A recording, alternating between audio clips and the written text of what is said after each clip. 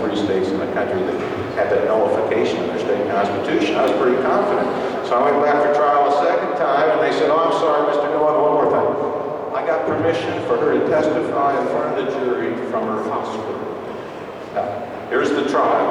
You have 6 people on the jury, and you got the defendant in a hospital bed laying down in front of the jury to testify. I like the sight of, the vision of that, that's certainly going to help me get a not guilty, I think.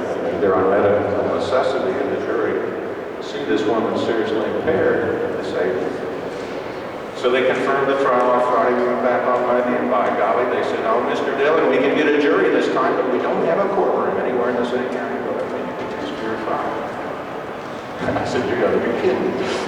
If you want a trial, you can't get one, I guess. People try to avoid jury trials. I don't seek them out. But, when I really want one, they're not giving me one. I just can't believe it. So anyway, it just happened as it turned out. So I set her for trial, and I wouldn't give up.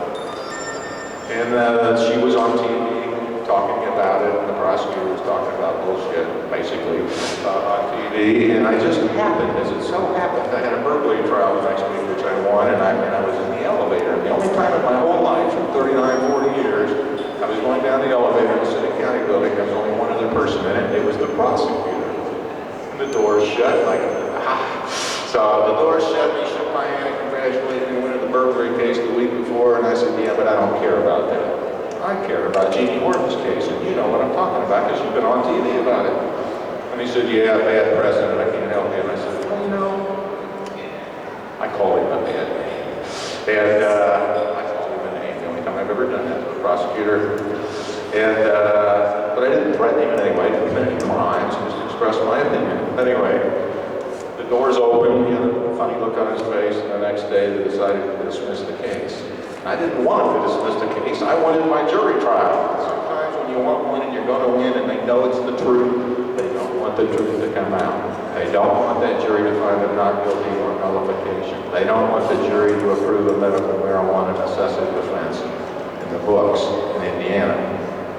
But that was the other zinger. So both of the times that I had a bungee flip back in my heart was when I saw the lack of compassion and understanding of law enforcement people in Indiana, and it's just amazing to me. But there's good news. All those people over these years have been bombarded with the facts. They can't ignore, we have 17 medical marijuana states. They can't ignore the fact that Washington and Colorado legalized marijuana this last year. They can't ignore that anymore. It's amazing to me the government persists with their lies, but the truth is going to win, and we are going to win. But you got to get a hearing on our bill before we can get the bill.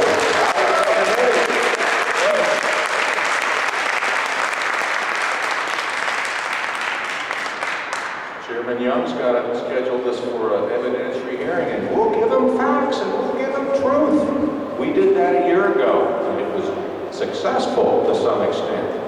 And we can do it again because the truth is still there. We have more facts every year to prove medical marijuana use. We have more facts every year showing the tragedies of the continued prohibition. Prohibitions run America. Prohibitions don't work. Prohibitions cause more crime. Prohibitions cause more corruption. Prohibitions cause overcrowding probation courts and prisons.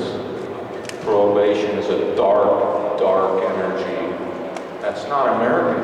That's not the spirit of our country. Prohibition didn't work too well with alcohol. We had some of the same problems with that. And after that grand experiment failed, they had all those people around looking to prohibit something. So they picked up on marijuana because there weren't very many people that used it back then. And so in the 30s, 37, they had the Marijuana Tax Act. There was 5,000 people in the country that smoked it back in 37. And now the government admits it's over 100 million. So I would ask how well this prohibition has worked from 1937 to date, when we've gone from 5,000 smokers to at least 100 million, 1/3 of the adult population, or of the population of this country. So we know prohibitions don't work and they're very expensive. I suggested last year when I listened to all the talk about drug problems in Indiana, I heard about methamphetamine. I heard about precursors for methamphetamine. I heard about the 2,000 deaths every year from aspirin. I heard about the 20,000 deaths every year from cocaine and narcotic prescriptions. I heard that there was 0 deaths from marijuana.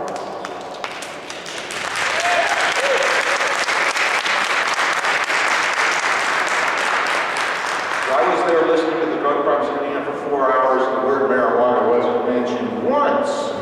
Okay, the drug problems in Indiana. So what I did when I got my brief chance to talk is I said, you know, Dr. Gedlin said we'd save $150 million every year on not busting up a bunch of young people for possession of a small amount of marijuana. And I stood up and I said, you know, we have a meth problem and a narcotic drug problem and a new heroin problem here in Indiana. So I stood up and said, I'm throwing $150 million a year on the table to go get meth labs and protect us from drug problems, and let's quit busting our citizens for marijuana.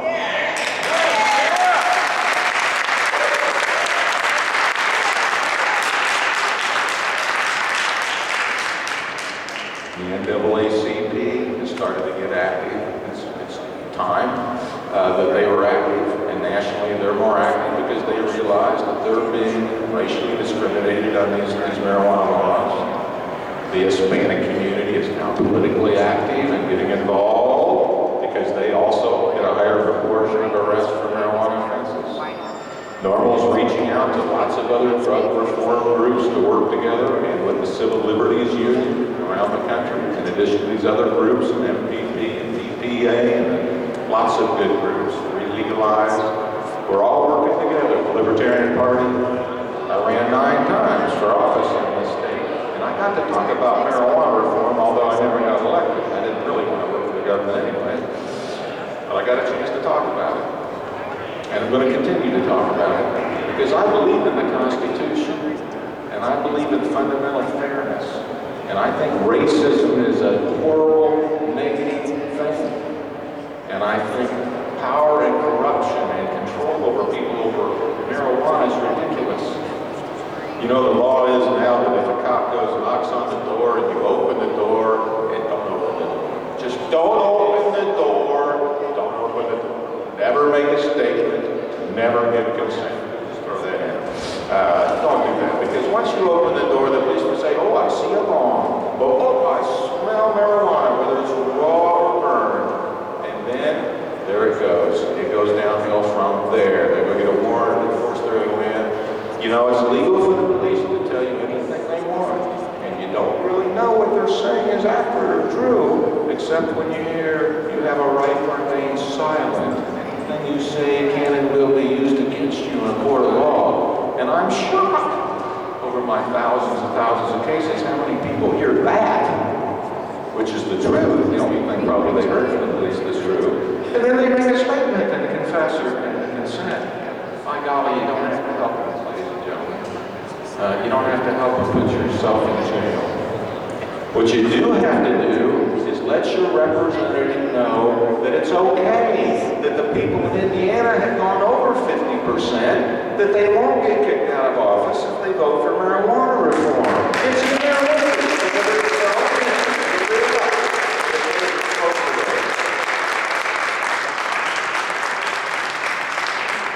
I think that's the #1 reason these representatives and senators don't do it, because they don't think they'll get reelected. So you gotta tell them they will. They really will get reelected. They gotta get over it. And more and more people are signing on. You know, we're gonna have legal marijuana in Indiana. God made marijuana. God made marijuana. God made marijuana. God don't make junk. I believe in natural medicine. I believe in natural law. And I believe in fundamental fairness. And it's our job to make it happen, because, you know, Obama said something else I didn't agree with the other day in his inauguration speech. He said, freedom is a gift from God, but that's not what I believe. Freedom is not a gift from God. I believe what Simon Wiesenthal said, who's a Holocaust survivor. He said, freedom is not a gift from God. If you want freedom, you must work for it every day. Help me work for it today and every day. We'll have legal marijuana in Indiana. Thank you.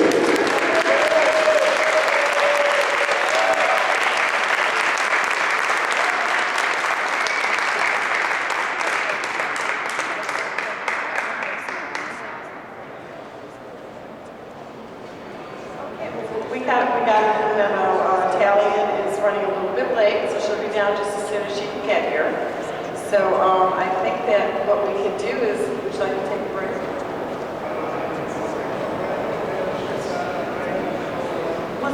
Let's take just a little break, and we'll have her come speak just as soon as she gets here. After which we have a few more people who want to address the group too. So okay, thank you.